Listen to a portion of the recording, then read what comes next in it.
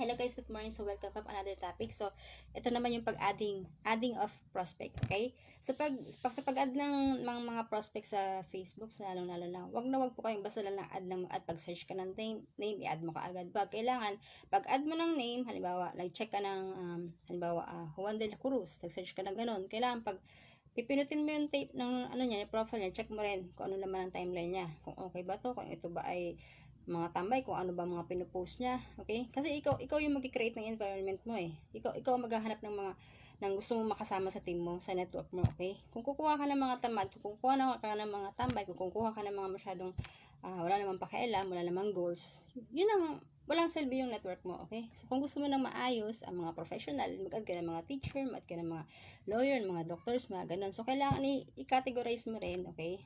I-check mo rin kung ba para mag-i-stock ka. Pero in a nice way naman, okay? Kasi kailangan maayos din eh. Maayos yung